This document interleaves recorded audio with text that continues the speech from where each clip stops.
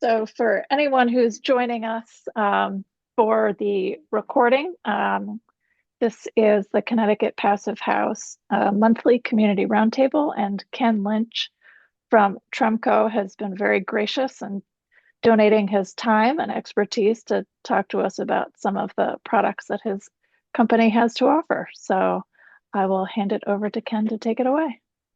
Thank you, Sarah. Thanks for inviting me in to speak. Again, my name is Ken Lynch. I'm the Senior Technical Sales Executive with Tremco Construction Products Group. Covering the New England area, I've been with Tremco for about 25 years. Most of that time, I was focused on residential and light commercial, residential light commercial waterproofing and air barriers. And then the last 60 years, I've also been focused on insulated concrete forms, which we're going to talk about today. And that can be for any type of a project, not just residential. And we'll show you some examples here. A little bit background on who Tremco is, in case you're not familiar with us. We're owned by RPM International. They're a publicly traded company. Kind of a neat fact about them, they've increased their dividend 51 years in a row. There's only been a handful of companies that can say they've increased the dividend that many years. It was founded in 1947. We're based out of Ohio. Just over about $7 billion in sales worldwide.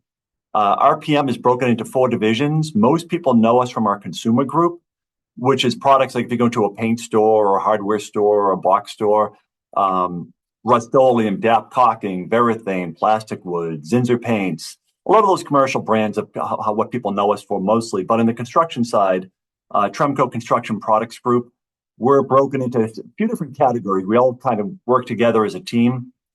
We have Drive It, who makes EIFS, exterior insulated finishing system. New Brick, which is an interesting product. It's a lightweight insulated brick. Obviously, Nudura Insulated Concrete Forms. We have Tremco Commercial Waterproofing and Sealants.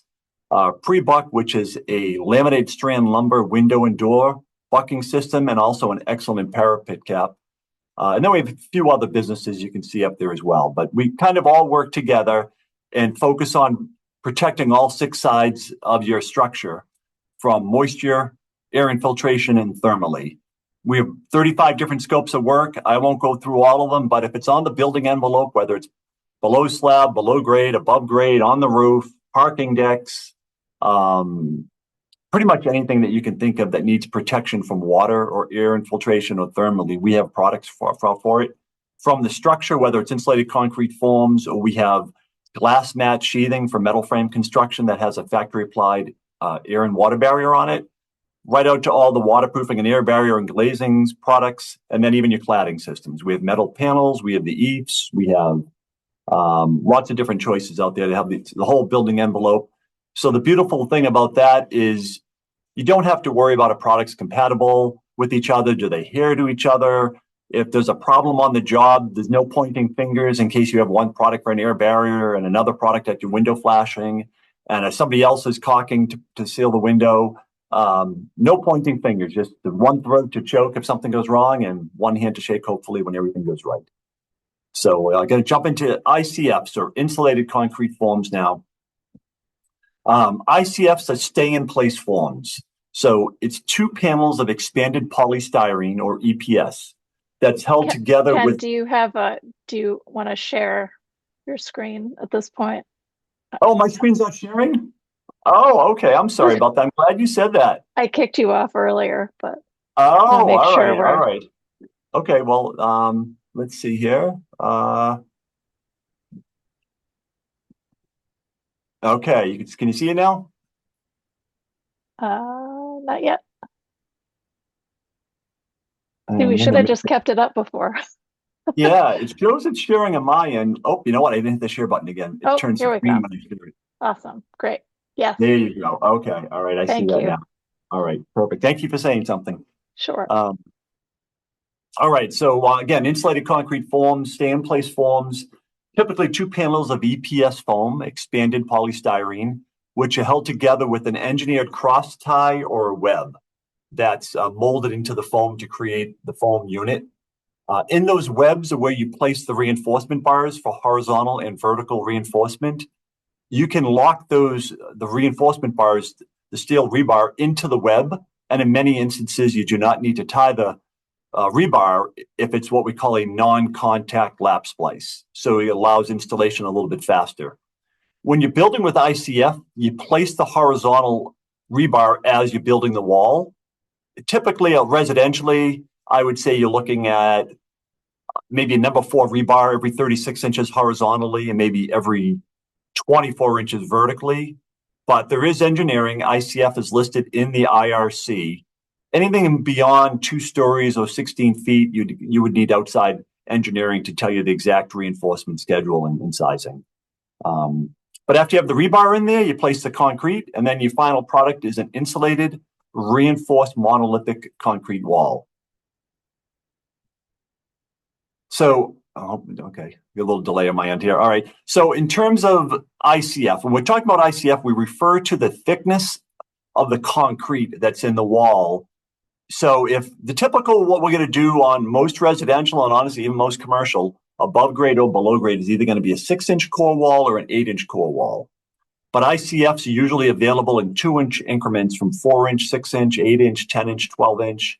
And then there are unassembled forms if you need something thicker than that. I've been on projects where we had 3-foot thick walls. So we took some web connectors, some of the 12-inch webs, and we built out the wall to 36 inches. So you have flexibility in whatever you want.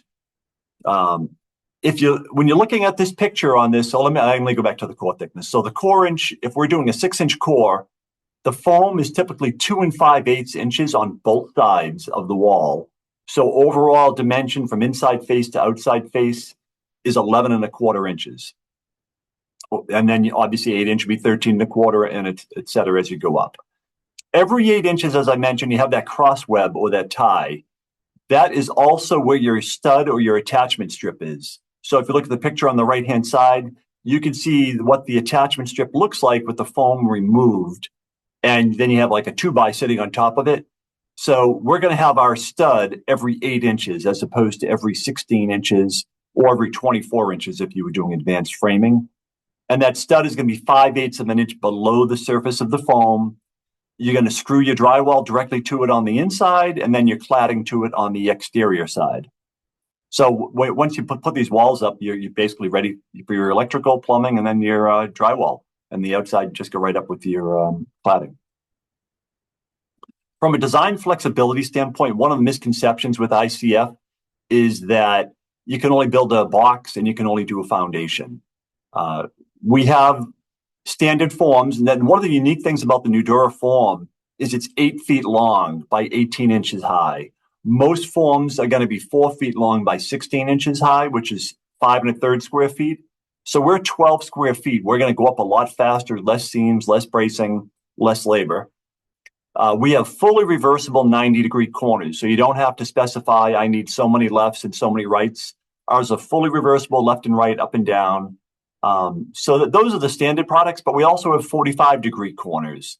We have a brick ledge. You can see that in the top right there where it'll flare out about 4.5 inches. That can carry up to 27 feet of brick. Radius forms. So again, you can build anything that you're looking for. I'm going to show you a neat picture here coming up on the next slide, but that can be factory cut or it can be done in the field if you have an experienced installer.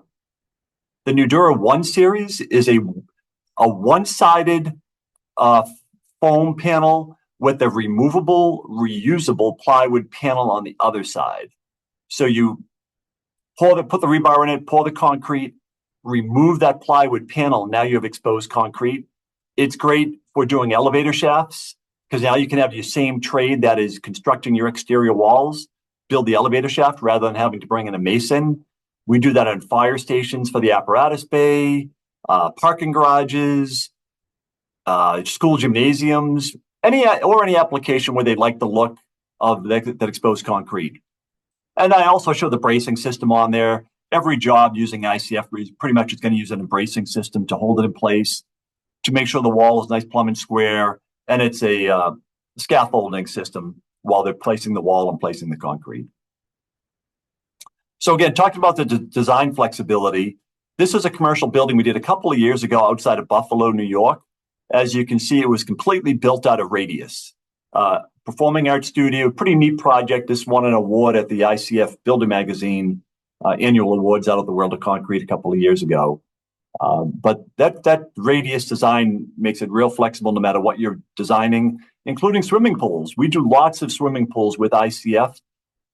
The insulation there allows the pool to maintain its temperature longer, so you can extend the season of the pool. We have lots of customers in Vermont who use their pool year round. They just have a good cover on it, and the ICF keeps you from losing that heat out into the soil. And again, because you can get the radius, you can build whatever shape that you want. So get into a little bit of the benefits of building with ICF now. One of the big ones, obviously, is energy efficiency. You're going to have no thermal bridging in ICF. And we're going to get into each one of these in a little more depth here in the coming slides. Fire resistance, obviously, that's going to increase the safety. Sound resistance, better living, better working environment. Very important, especially when you get into some of the medical facilities or assisted living, where the residents are really affected by any noise. So if you can control the sound, that's a great asset. Also in apartment buildings, number one reason people will move out of an apartment building is because of sound. Storm resistance, give you the peace of mind and again, safety. Indoor air quality, you're going to get probably one ACH 50 or less when you build with ICF. And that's really what comes down to your windows and your penetrations, because the continuous concrete and the continuous insulation are going to prevent any air infiltration. And then the speed of construction. You can build faster year round. It's the perfect curing agent for concrete. So from a thermal resistance, I don't know if everybody on the call is from Connecticut or in New England, but most of New England now, and especially Connecticut, is requiring on a residential wall at least an R30. The Nudura ICF that I showed you with the 2 5/8 inches of foam is about an R23.5. So I get the question, how can we use that in Connecticut if the code is R30? ICF is considered a mass wall. And in Connecticut, or in climate zone 5, I should say, a mass wall, R value is an R13. So the ICF almost doubles the required R value. But one of the unique things about building with ICF, because of the thermal mass of the concrete, the stated R value is actually lower than the effective R value. For instance, if you used an R21 bat of, say, fiberglass insulation, I don't see that too much anymore, but if you did, and you had any air infiltration, your actual performance, your effective R value could be much lower than that. It could be R16, it could be R12, it could be R8, all depending upon how much air infiltration you have. But with an ICF wall with the concrete in it and from the thermal mass, the stated R value of R23.5, your effective R value is going to be north of R40. So when you're doing your mechanicals and you're sizing them, you really want to use that number. Otherwise, you're going to be oversizing the system, which can lead to short cycling in the air conditioning, and it's not going to be very energy efficient. There was some reporting done out there by the Club Laboratory, and they compared the thermal mass of a traditional framed wall versus an ICF wall. And they went anywhere from minus 31 degrees on the exterior to plus 131 degrees Fahrenheit, and had an interior temperature of 72 degrees. It took the wood wall 4.5 hours to reach equilibrium. On the ICF wall, it took 144 hours. So big difference.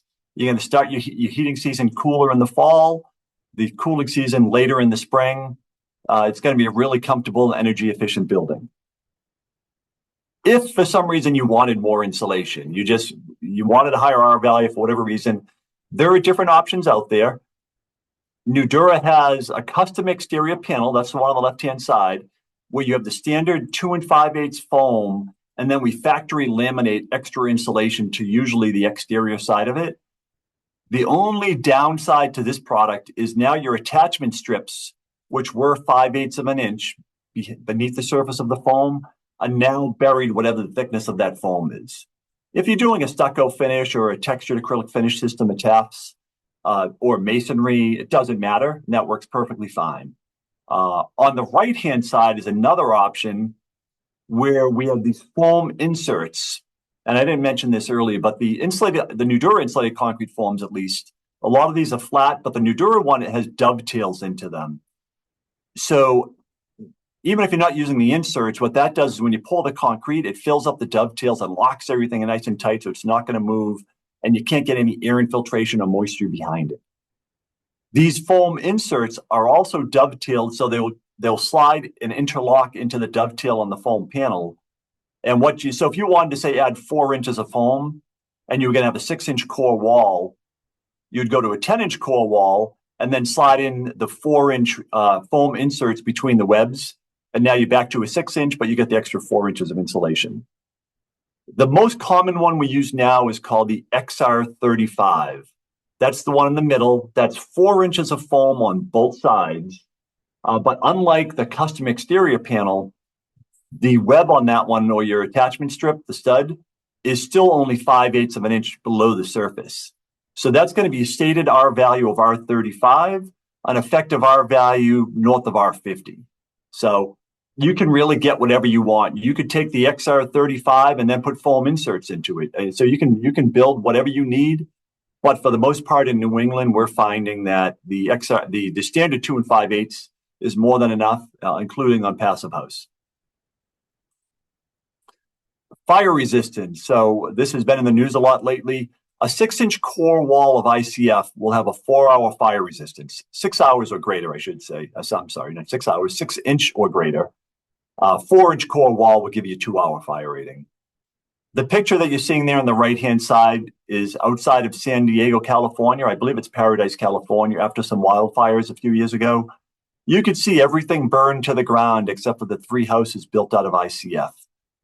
They had fire-resistant roof shingles and cladding on that helped it withstand the flames and the heat. And there are a few other things with the soffits and stuff that you need to look at when you're building. You really want to keep the air from getting inside the building so the fire doesn't jump in there. But yeah, this is just a testament to the safety of building with ICF. If anybody does multifamily construction out there, every year you hear of a couple of wood frame buildings that burn to the ground during construction because they don't have the fire suppression in place yet. So as a result of that, the insurance during the construction is much higher for a wood frame building than for an ICF building. The closest market we have on this chart is in, I guess, Edgewater, New Jersey. And you can see it's almost double the insurance for a wood frame building versus an ICF building. So that's another way you can improve your savings or your initial build cost with ICF. From a sound barrier standpoint, I did talk about this a little bit earlier, but ICF will be an STC or a sound transmission classification of 50. Traditional construction is going to have an STC rating around 30. If you see landscapers out there with their power tools or construction workers, somebody using a jackhammer and they're wearing the ear protection, that's an STC rating around 30 as well. So ICF is going to be significantly quieter than traditional construction. And you can even get up to an STC rating of 71 or higher if you wanted to. Because of this, if you're building in let's say a hotel or an office building or a house or an apartment building or anything near an airport, near a train station, busy highways, building out of ICF is a great way to do that. And again, to keep those buildings quiet. So you're going to have less turnover and the residents won't be disturbed. The picture on that you're showing is a movie theater. That's another good use for it. We even did it on the demising walls. We have a movie theater in Danbury, Connecticut that's built with ICF. Superior wind resistance. So the walls can be designed to withstand wind speeds up to 250 miles per hour. Coastal areas, tornado, certainly in hurricane-prone regions, we see a lot of ICF. The picture on the right-hand side, the top right and the bottom right, after tornadoes, you can just see all the devastation in both of those pictures. In the bottom picture, there's 5 houses there, and 4 of them were completely destroyed by the tornado, and the other one's an ICF house. It had some damage to its wood-framed roof, but the structure itself was fine. And then on the left-hand side, I'm going to get these on the next slide here. You have Hurricane Katrina on the right side, and then Hurricane Michael in 2018 down in Mexico Beach, Panama City, Florida. So the damage from Hurricane Katrina was mostly due to storm surge. The red dotted line in that picture on the bottom right shows how high the storm surge came up on this particular ICF building. So you could, like the tornado, everything in the area was pretty much demolished, except for the ICF house. It lost some windows. It had to do some water mitigation, but after that, they could continue building the house. They didn't have to start from scratch. It was still structurally sound. And then that house on the left, after Hurricane Michael, that's become kind of famous in construction areas. They call it the last house standing. FEMA stayed there during rescue and recovery after the hurricane.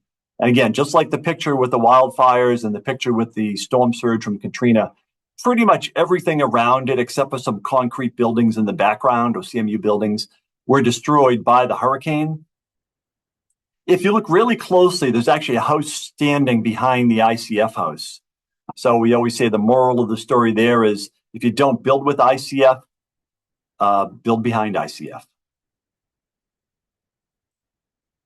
So another advantage of ICF is this, again, the safety. I've heard 3 instances of this already this winter. 2 of them were in Massachusetts, I heard in the local news, and 1 was down in North Carolina. The one in North Carolina, there was a bunch of kids at a house party. The police showed up, 7 kids jumped into a car and sped away, lost control of the car. And you can see the video they showed on the news. The homeowner was sitting on the front porch, and the car crashed right, not too far from them, right through their living room window wall, and ended up in the living room. So unfortunate for this driver, he hit an ICF house, damaged the downspout, damaged some cladding and insulation, but the house was structurally fine.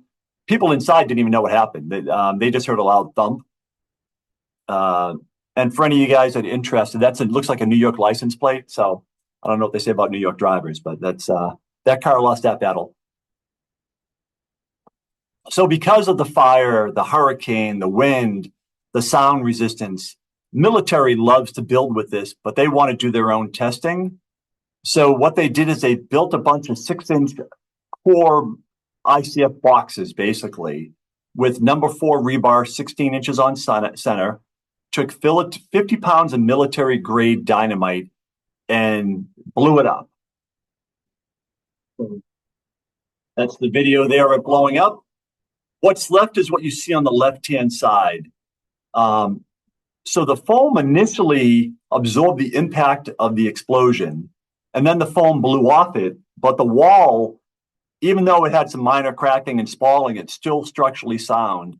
And on the interior side, a side benefit was the ICF stayed in place. The foam stayed on the wall, so it protected anybody in the building from any flying fragments of concrete. EPS will not propagate mold growth, and it passes all fungi-resistant testing. So from an ICF building envelope, you're going to get 7 building elements in one product installed by one subcontractor. So that's going to increase construction speed, reduce scheduling delays, and mitigates performance risk of wall assembly, again, because you have one contractor doing it.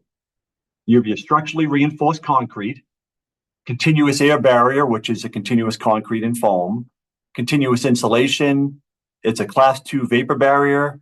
You have the fire ratings that we talked about, pretty much going to be a 4-hour fire rating. Your interior and exterior studs or attachment strips, and then your STC rating. From a green product standpoint, and there are LEED credits that you can get with ICF, you can improve building energy efficiency, I would say for minimum 25%, but easily up to 50%. Uses greater than 50% recycled materials by weight. So we're going to keep the foam from being in landfills, and this product can be recycled, reused. It's a durable, long-lasting material. So between the foam and the concrete, the building's not going anywhere. It's going to last a very long time, which is going to help reduce construction waste. There's been many testing done on this, and I can share some of the reports if anybody's interested, but the life cycle assessment of ICF is better than many forms of traditional construction. It does have a higher carbon footprint at the beginning, but as you go through the life of these buildings, ICF is better from that standpoint than lots of different types of construction.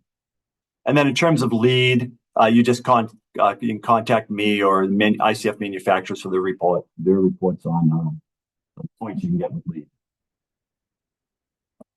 Exterior finishes, I mentioned on the interior side, you're pretty much going to do drywall. There are some other options, but that's pretty much what we see. On the exterior, and all these pictures that you see in any of these slides, These are full ICF buildings all the way to the roof line. But you can really put whatever you want on this: brick, stone veneer, tile, cultured stone, stucco, eaves, metal panel, curtain wall systems, wood, cement board. I will say the only time you get a little bit extra work, and we see it up in New England along the coast, if you're doing cedar shingles, it's usually easier to skin the building in plywood, and then attach your cedar shingles directly to that, just because they have to be nailed so often. You could strap it, but that's a lot of work. I think it'd go faster if you just skinned it in plywood or some other type of sheathing. And again, everything is going to be screwed to it directly. From a construction sector, pretty much everything. I mean, we probably have examples of all of these going on in New England right now. So besides your residential single family homes and foundations, we pretty much, you name it, we do it. It's a great building product. And with the energy codes now requiring higher R values, lower air infiltration, and from a cost standpoint, it really makes sense. I know in Connecticut, from a residential wood frame building with the insulation you need to get to R30, it's probably going to be at a minimum cost neutral. If not, it's going to cost less to build with ICF. Some of that will be dependent upon the complexity of the building and the experience of the ICF installer. These are some pictures and of ICF projects. I'm looking at these here. The top left, that Habitat house is in Connecticut. The bottom right is in Connecticut, and the middle right is also in Connecticut. So these are projects that we've done in Connecticut. The top left is a walkout, so it's 3 stories in the back. It has a garage over a garage.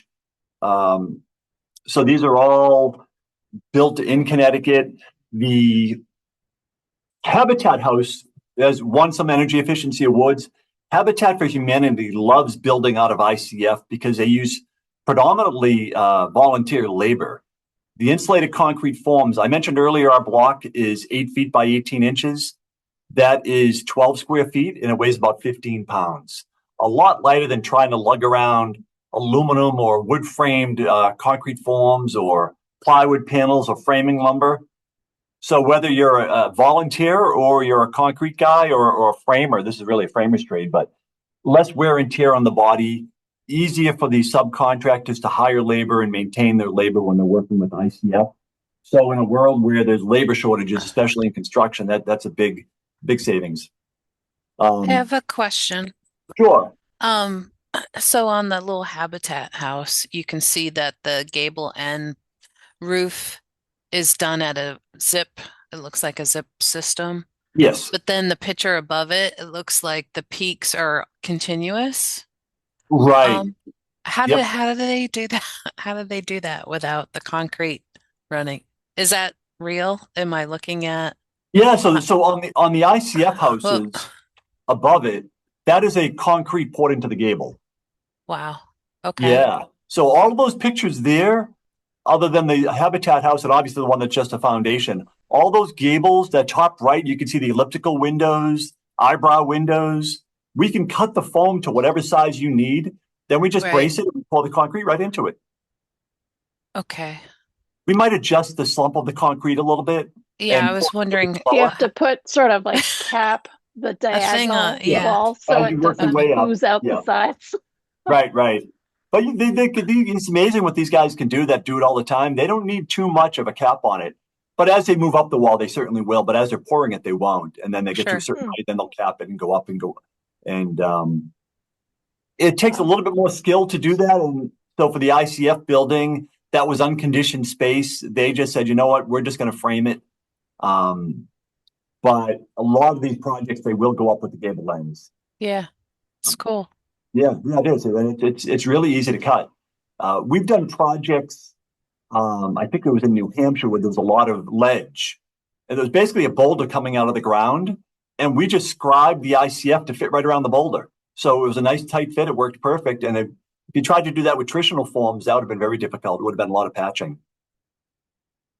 Back to the Habitat house. We're actually working. It's very early. I probably shouldn't talk about it, but I am. We're working with them right now to try to do 38 passive homes they're looking to build in Connecticut. So they like the idea of ICF because of the thermal mass. And again, they're using volunteers. It just makes it easy to get to those passive house standards, building with ICF cost effectively. And obviously, it's going to help control the costs for the residents of those habitat buildings. So lots of options. This next slide is kind of showing some pictures of, so the picture, if you remember on the back, I'll go back, that top left house is the bottom left house in this picture. That's in New Fairfield, Connecticut. The top left is in Watertown, Connecticut. That is an ADA accessible house, zero clearance entry. And that has a garage over a garage. On the backside, there's another garage that goes underneath it. Top right is in Pound Ridge. The bottom right is in, I think that's Middleborough, Massachusetts, even though it doesn't look like a New England house with real Spanish tiles. That's in Massachusetts. The only house not locally is the one in the middle. I think that's in California, but I wanted to show the radius wall. Let's see here. So this is a multifamily project that we did in Queens, New York, it was affordable housing, 8 stories, and it was built to passive house standards, FIAS standards. This was done back in 2017. They liked ICF because it's near the water. It's in a busy down in Queens area with noise, and obviously the noise makes a big difference. But really, their ability to meet the passive house standards was a big selling point on this. So we've done lots of projects, whether they're net zero or passive house. Speaking of net zero, for some reason, Kentucky leads the nation in energy efficient schools. They built the first net zero school in the country, and it happened to be built with our Nudura Insulated Concrete Forms. They had solar, geothermal, and then the ICF. It's tough to see, but if you look at the picture where it shows the forms, kind of that in the middle there, the middle of the building is the gymnasium, the auditorium, cafeteria, and they continue the ICF walls on the interior walls as well. So what that does is when the kids are running around making noise at gym class or at lunch, the adjacent classrooms are still quiet, so it doesn't disturb the learning. Plus, since they're down in Kentucky where there's a lot of tornadoes, it's a place for the community to go if there is a tornado, and to be safe. This particular school was saved almost $250,000 annually back to the community for all the energy savings associated with it. We've done, I actually have my next slide, the Slate Upper School in North Haven, Connecticut. This was with Patrick Quinn Architects. They only did the foundation on this one. Interesting, they were very interested in ICF and all the benefits of it, but they thought it was going to be price prohibitive. And when they sent it out to bid, it actually came in at lower cost than a traditional foundation. Plus, they were using another Connecticut company, Urban Mining, who basically takes the curbside recycling of glass bottles. They grind it down to a ground glass pozzolan. They call it positive. And that offsets some of the Portland cement, which is a way to reduce the carbon footprint, which I know that's always a big issue with concrete, right? Is the carbon, which comes from the Portland cement. So there's lots of different products out there now that can help offset the carbon or the Portland cement. And this ground glass pozzolan that they used saved the equivalent of 13.5 cars or 6,700 gallons of gasoline a year. And you can see some of the EUI reduction numbers on there based upon what they want to achieve and what the AIA standards are. So pretty significant savings there. Concrete industry, their goal is to reduce the carbon footprint of concrete by 50% by 2028 and achieve carbon neutrality by 2045. Again, there's lots of products out there, slag, fly ash, the ground glass pozzolan, lots of work being done. MIT Sustainability Hub's working on this, the NRMCA, National Ready Mix Concrete Association. There's reports out there now where concrete can actually sequester some of the carbon and store it. Look for ways to cool cities. But yeah, concrete, it's really come a long way. And there's many different things you can look at when you're building with concrete to help to reduce that footprint.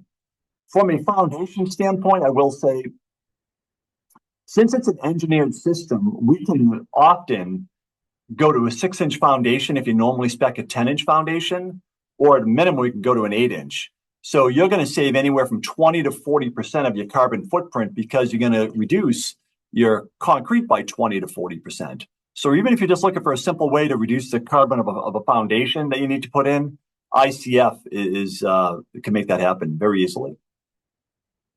From a building code standpoint, it has all the codes needed. As I mentioned earlier, it's in the IRC.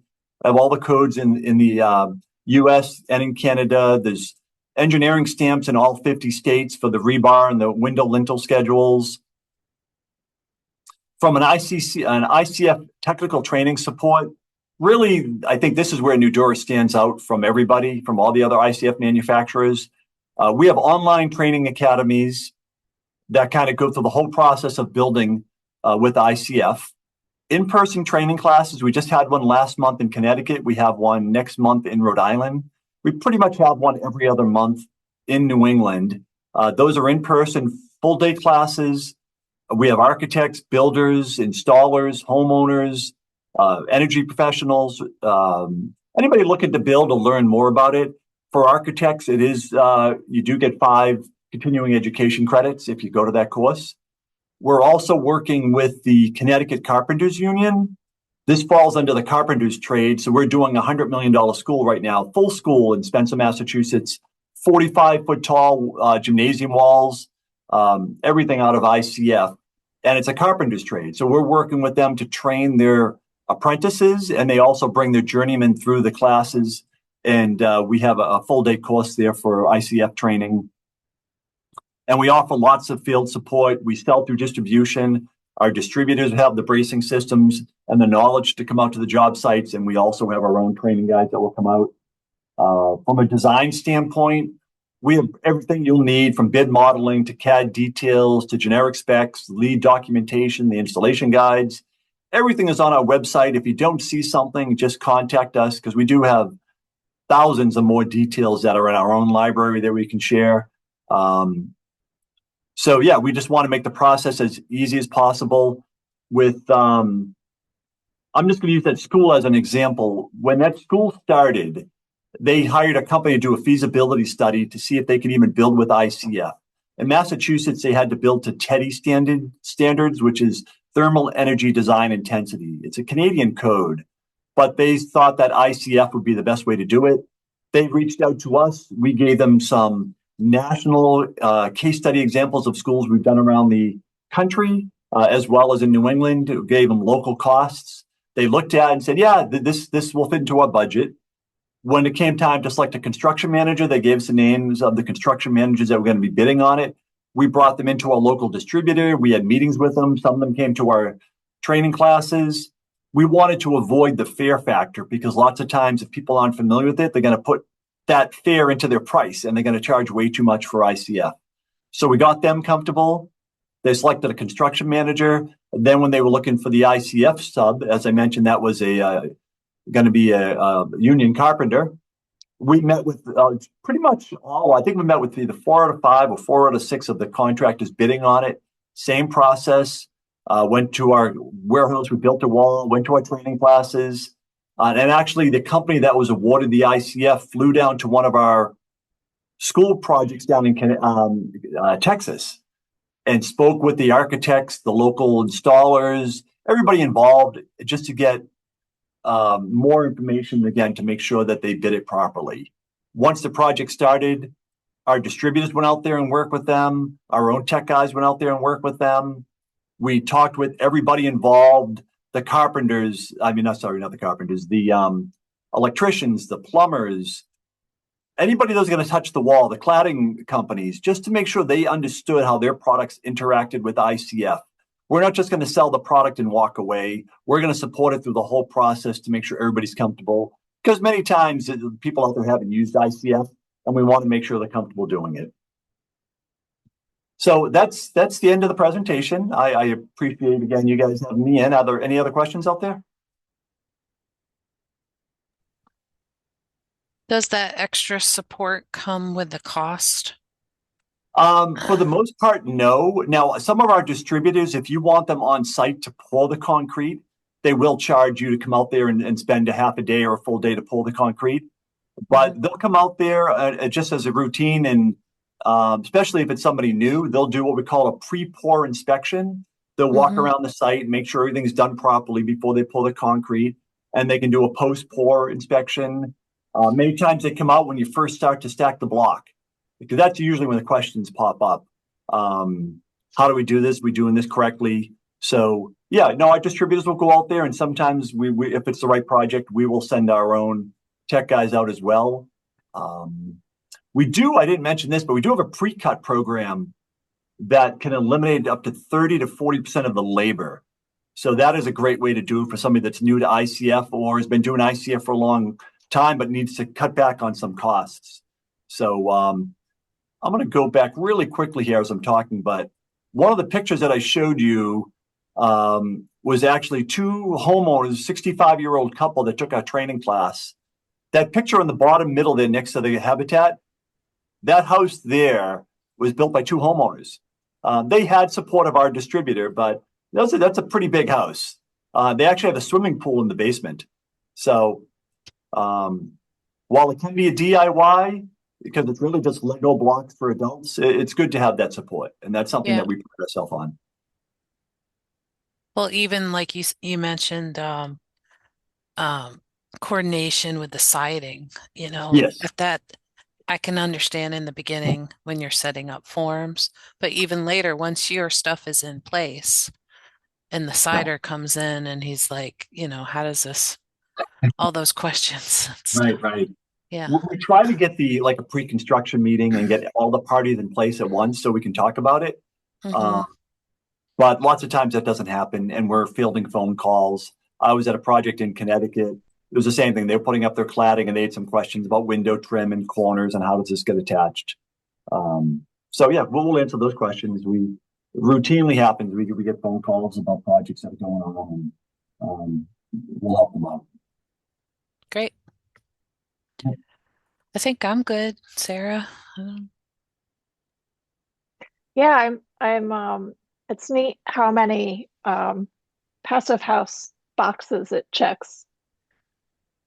Right. With airtightness and, thermal, no thermal bridging. Continuous. Yeah, right. Yeah. That's neat. And I hadn't really thought, even though you've presented this to us before in my office, I sort of hadn't really thought about the added benefits of the thermal mass in terms of, keeping temperature. So it really does have a lot of other good perks. And sound, the whole sound thing I hadn't even thought about. Right. Yeah. Sound is what we're doing. So Massachusetts did the transit-oriented housing law. If the MBTA services your town, they want you to build multi-family housing with limited or no parking, and they're usually going to be near a train station, and the noise there. So we just finished one in Natick, Mass, that they switched to it at the last minute because of the energy efficiency. They had some of the Massachusetts towns now require building to passive home standards. There's 18 communities, but also the noise. And they realized the benefit of retaining their renters in there because of its ability to keep the building quiet. Yeah, it was interesting. You said a lot of people move because of sound. That's another reason, why people move out of apartment buildings. I was going to say, you're bad neighbors. Yeah. Well, if you do the demising walls or both with ICF, you don't smell the fish they're cooking in the microwave, and you don't hear your neighbors. Yeah. Well, also sort of speaking of the interior walls, using your gymnasium example, using it inside also. And one other thing I didn't mention that I think the passive house community would appreciate is from a company, Tremco, with all those coatings that we talked about, that we make, the waterproofing and the air barriers. I'm not going to say 100%, but probably close to that. We don't have any chemicals of concern. None of the red list products that the Living Building Challenge wants you to avoid. We don't have those in our products. Our products are environmentally friendly, non-hazardous, VOC compliant. So we try to be a good steward when it comes to that. Sounds good. Yeah, All right. that's great to know about. Um, I've also heard you list off all the companies under Tremco's umbrella, and I'm always surprised at how vast the list Yes, is. it's a lot of products. And I will say with all those products, ICF is one of the fastest growing. Um, yeah. So, but yeah, they just keep, which is great they just keep bolting on businesses that make sense for our other products or for the building envelope. So again, you can have that single source supplier. Yep. One-stop So, shopping. That's yeah, great. exactly. So it's nice to have a company that has the resources to do that and hopefully make it easy for everybody. So the other thing you mentioned was the I don't know if it was a half day or 1 day Yes. building thing. Yeah. Um, So the ICF for training course. yeah, maybe for architects, not just for Yep. builders. Is that information available on your website, or could you send it to I, us? I can certainly send it to you. The next one we have, I believe, is April 4th in North Kingstown, Rhode Island. Let me Mm-hmm. just check my date, make sure the 4th is the right date. It's a Tuesday. It's either the 4th or the 8th. I'll send it out, but it is April 8th. I'm sorry. I have the date wrong. Okay. April 8th in North Kingstown. It's actually at our Drive It plant, if you're familiar with Drive It, the Eats manufacturer. Yep. Um, and we occasionally do what we call coffee and concretes in Connecticut, where we invite architects and builders to an ICF project under construction. And then we kind of talk about the ICF and why the architect chose it and why the builder and homeowner chose it. And you get to kind of touch and feel the product. So if we have any That of those, would be great. yeah. Yeah, and Sarah. please do send those along. We'll certainly put those on our calendar, and Mhm. I'll be sure to include those in the Connecticut Passive House newsletters. Since Tremco is a Build Green CT sponsor, we definitely want to get the Yeah, word out. I think a lot of people too in my office would be interested and have talked about Habitat for Humanity builds Mhm. and, a day out learning about those forms would be awesome. It Yeah, sounds I know fun. that one in Hartford. We did that. We had yeah, a bunch of volunteers out there building it. I was out there, and I don't know if you guys know Dominic DeCenzo. He was with the Connecticut Mhm. Concrete Promotion Council. He has since retired, but yeah, we've worked on a few projects together. So hopefully we get this one I'm talking about that's looking to build passive house, and we'll do it out there as well. Yeah, Well, that'd it be sure great. speaks to affordability and ease of construction that Habitat for Humanity Mhm. is. It definitely does, Yeah. and some of the I know that the area that they built in Hartford, it wasn't the greatest of neighborhoods. A couple of the houses around it were boarded up, and um, so besides the affordability and the energy efficiency, you get the safety and sound, which is big for them Mm-hmm. too. So yeah. Great. Sounds good. All Thank right. you. Well, thank you for your time. Thank you for the questions. Okay. Well, I'll end our recording. I just officially want to thank Ken again for your time. No, thank you. Look Thanks. forward